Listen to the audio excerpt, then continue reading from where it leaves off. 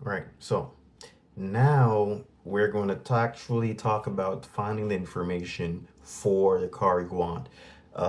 One of the big things you'll see in discussions, we seem to buy EVs and gas cars differently. EVs are all about how far it goes on a tank, a full charge range, seeming to forget about efficiency. They're actually getting less efficient, but that's okay. They're way more efficient and cheaper to run when you can accommodate slow charging.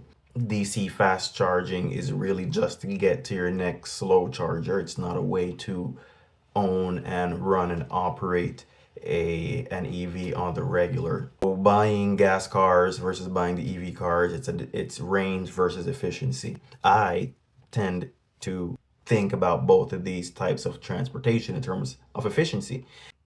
I also wanted an efficient EV, and on paper, again, the Mach-E is not one of the most efficient, but let's talk about how hard it is to actually get good information.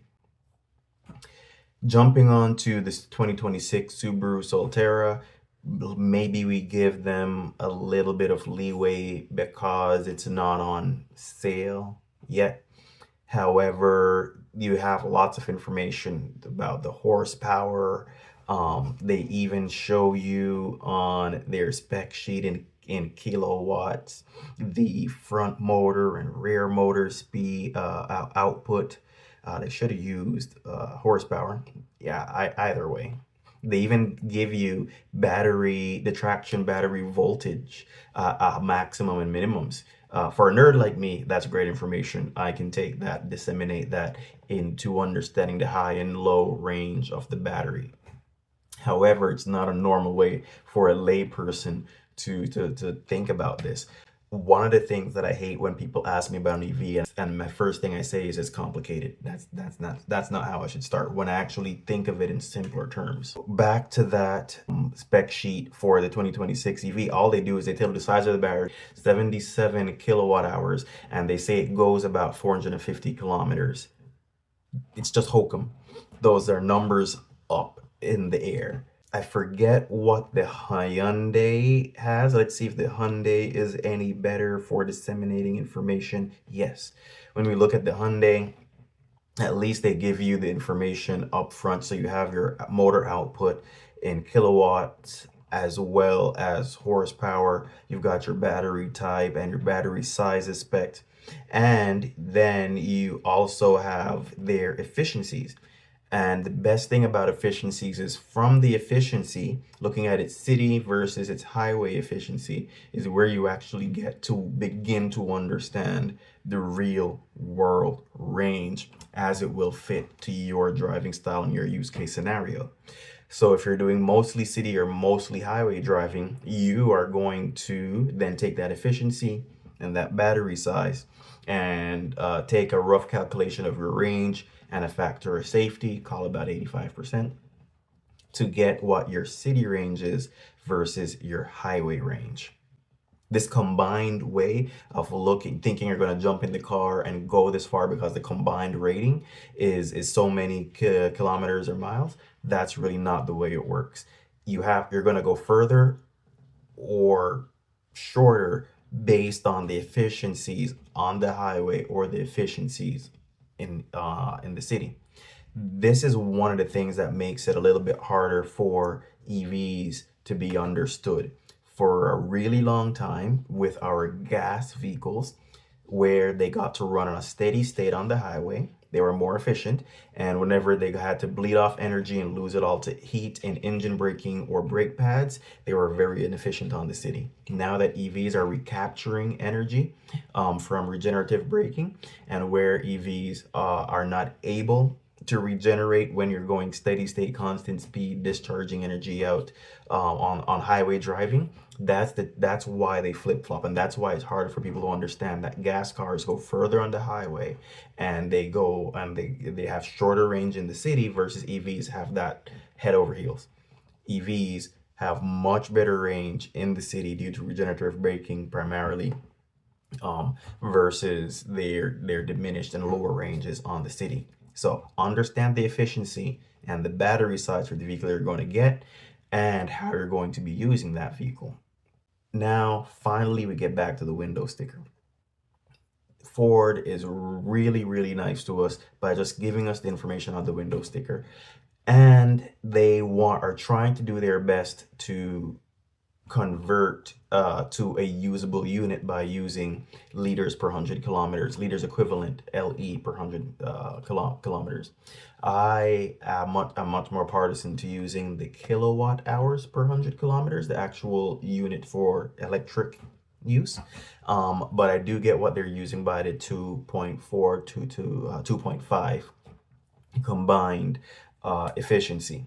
So that being said, how much is it actually when I'm saying 9 kilowatt hours per 100 kilometers versus 30 kilowatt hours per 100 kilometers? The last part about actually taking the information from the manufacturer sites and taking the information from the window sticker, again, it's all complete hokum. So the kicker for me was watching the car reviewers that I trust, and getting their opinions, seeing that when people put the Mach-E versus the equivalent Tesla Model Y, that in real world range, Ford was being very conservative and the car outperformed versus Tesla was known for underperforming compared to its window stickers. So knowing that what Ford had on the window sticker was the worst case scenario, I used that as my working average. I also said, let's just say these things are still being ambitious. I also account for about an 75 to 80% factor of safety on my range and trips. I think that the car is going to be 75 or 80% as efficient as it says it is. That makes sure that I usually get to my destination with a really, really good buffer. The last part that really helped besides those car reviewers was going to a website that I found that seems to be based out the European Union where they're collecting real world data, evdatabase.org. So starting with the EV I was wanted to buy, the Subaru Solterra, you'll see that was available since about 2022. And the one-stop range, which is what they say their combined ranges, is 350. And what you'll see in an asterisk is their observed range is 320. And the observed efficiency is 20 kilowatt hours per 100 kilometers. Moving on to what would be the Hyundai Ioniq 5, which I say is arguably would be the best general fit EV based on specs and what the car can do for most people. And especially that's based on DC fast charging speed. Reason DC fast charging speed was not important to me. I've done it 5 or 6 times in the year that I've owned the vehicle. Every other time has been level 2. I've been using some level 2s around town, but primarily at home.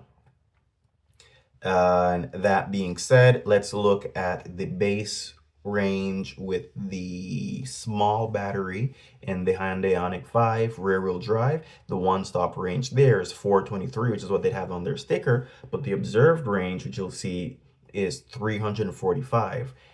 And that is due to them having a small battery and with the efficiency of 17.4 kilowatt hours per 100 kilometers. Their big battery, the 84 kilowatt hour, is slightly less efficient, but still very efficient. 17.8 kilowatt hours per 100 kilometers is a very efficient car. And even we will see with that, their range on the sticker is 560, but the observed range is all the way down to 450. Now, as I mentioned, I went ahead and I purchased the Mach-E. The Mach-E has plenty of different options and trims available now, but looking at the standard range rear-wheel drive, the observed efficiency was 18.9 kilowatt hours per 100 kilometers. Looking at mine driving, I'm getting 12. So the next part of that was also looking at the one-stop range, 405. My longest trip going between here and Halifax one way is about 350 kilometers, which should have been within the range of the small battery as well at 385. Now knowing what I know, I'll say during the winter, I would not go more than 300, especially up and over the Cobequid Mountain Pass between here and Halifax. On that trip, I observed 26 kilowatt hours per 100 kilometers, and that is with the PTC heater and with the family in the car going highway speed during the winter. Efficiency is expected to be 22 kilowatt hours per 100 on the highway. But looking at that one-stop range, that 385 still meant that I could say, okay, one DC fast charge between here and that trip that I make sometimes would mean that would be acceptable for me. Those are the things that I use. I use this website that showed some real world range. I was adjusting that based on the window sticker and the highway and city efficiencies. So you kind of do a little bit of this. You can always put these efficiencies for the cars that you are comparing into my calculator. I'll put the QR code for that up here. And this calculator also has financing options, so you can compare and finance a hybrid gas car versus an EV, and you can compare 3 cars and the financing that you get on that in your payment terms, and look at what a 10-year cost to own would be. So there's a couple other things I'll talk about in my other videos. I'll talk about the study done by CAA and PlugShare on a survey done of 16,000 Canadian EV and plug-in hybrid drivers. We'll break that down, and we'll also talk about charging. You really don't need fast charging if you're going to convert to an EV.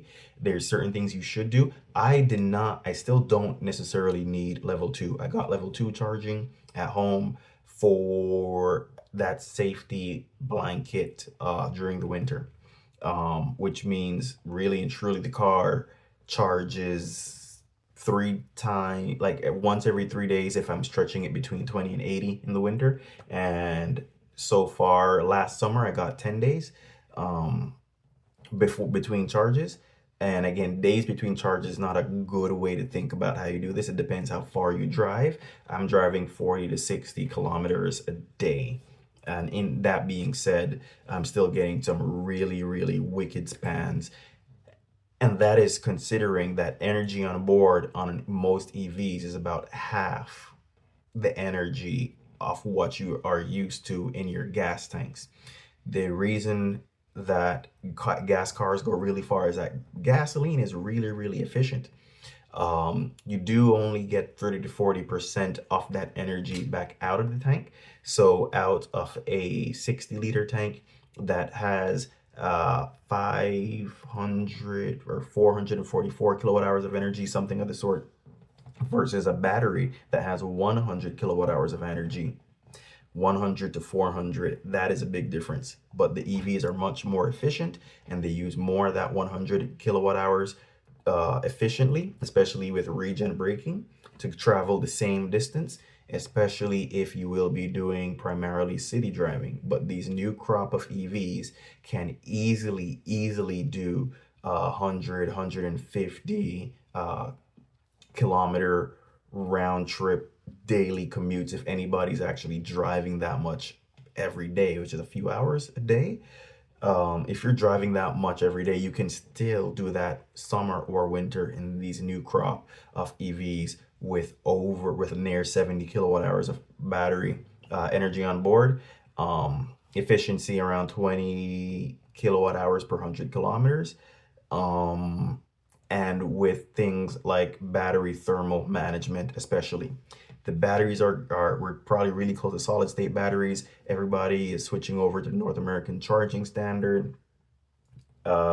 Speeds of DC fast charging, even though they're really not, there's a lot of money that companies have to put into DC fast charging performance, and it's actually one of the least used features on most EVs. And that being said, even level 2 charging, I'm using the mobile connector. The car charges at up to 11 kilowatt hours on AC charging. I've spent the last year on charging at 7 kilowatt hours, half the speed of what the Mach-E can do. And it's been phenomenal. And even with that half the speed charging, it would still reach full battery in 8 hours or 14 hours overnight while you're plugged in at home. So you can drain this battery every day if you wanted to, especially since it's the LFP chemistry. So I'm hoping that those tips and tricks help someone like you decide which type of EV you might like. Use my calculator. you leave some comments and some suggestions for things you'd like to see me talk about on these videos and explain for EVs. And look out for my future videos, and I'll be talking more about my breakdown of how I charge my car, how I decided to do that setup, the electrician I spoke to, the things we discussed, and how you can make sure that you have reliable level 2 charging, and the discussions that you need to have with your electrician.